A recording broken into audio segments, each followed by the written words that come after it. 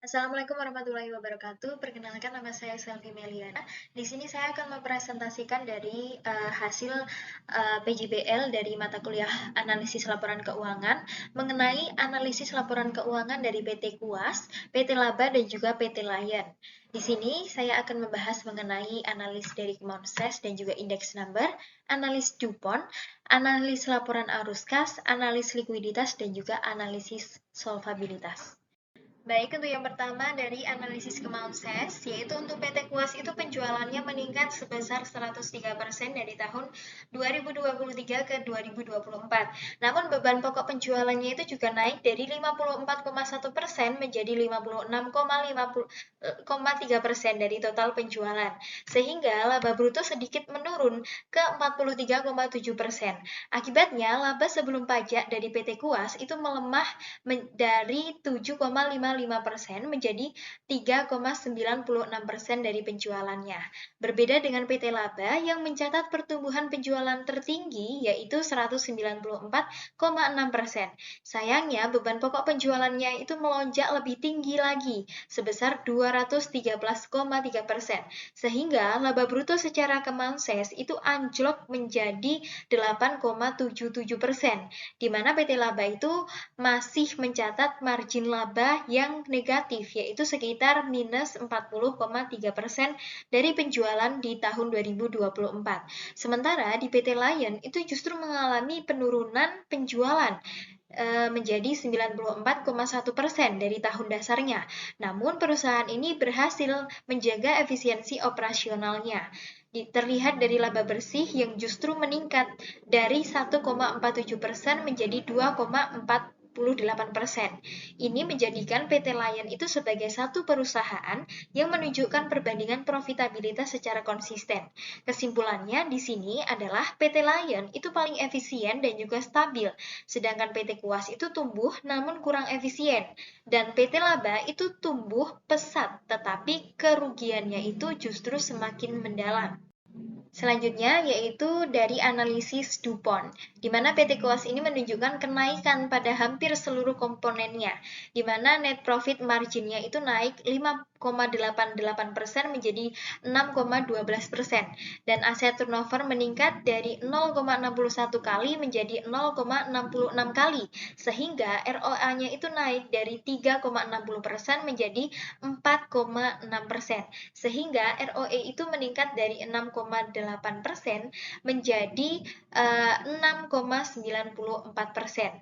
Dan PT Laba itu memiliki net profit margin yang cukup tinggi di atas 10%, tetapi aset turnover-nya itu sangat rendah, hanya sekitar 0,02 hingga 0,03%. Akibatnya meskipun margin labanya itu tinggi, ROA dan ROE dari PT Laba itu tetap berada di angka 0,00%. Lalu di PT Lion itu menunjukkan perbaikan dari ROA dari 0,89% menjadi 1,48% dan ROE dari 1,35% menjadi 2,11%.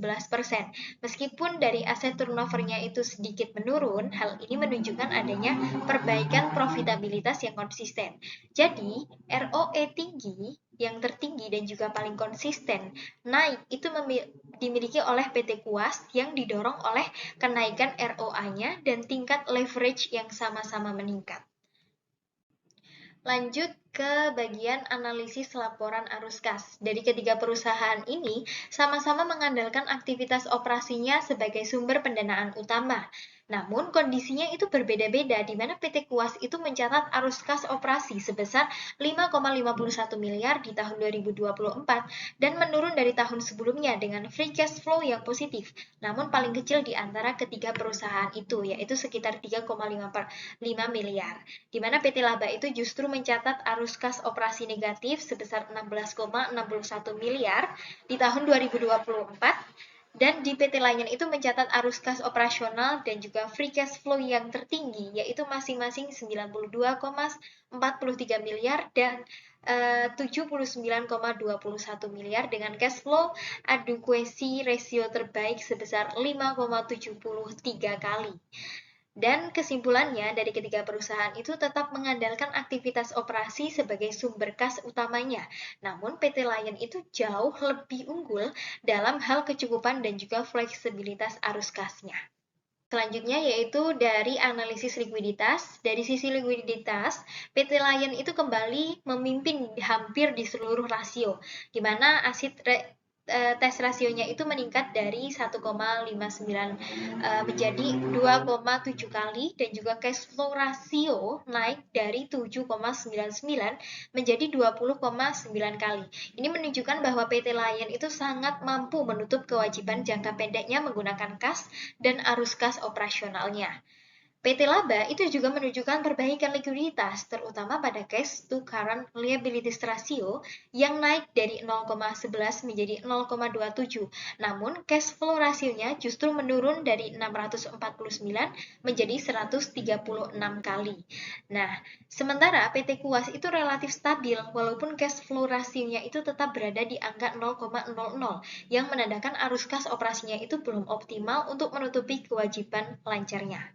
Lanjut di analisis solvabilitas, analisis yang terakhir melalui debt to equity ratio di mana PT Kuas itu meningkat dari 0,633 menjadi 0,649 yang menunjukkan ketergantungan pada utang yang semakin tinggi, di mana PT Laba itu juga mengalami kenaikan dari 0,052 menjadi 0,187. Sebaliknya di PT Lion itu menunjukkan penurunan rasio utang dari 0,195 menjadi 0,153. Bahkan debt to equity-nya negatif dan berarti kas perusahaannya itu lebih besar dibandingkan dengan total utangnya.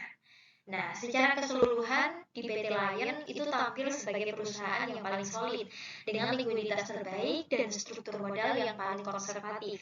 Sedangkan PT Laba itu mencatat pertumbuhan tinggi namun masih merugi dan leverage-nya itu mulai naik. Nah, lalu untuk PT Kuas itu relatif stabil tetapi efisiensi operasionalnya itu tergantung dari utangnya yang terus meningkat sehingga memerlukan perbaikan pengelolaan biaya dan juga sumber modal. Mungkin cukup sekian pembahasan dari analisis laporan keuangan dari ketiga perusahaan ini. Saya tutup. Sekian. Wassalamualaikum warahmatullahi wabarakatuh.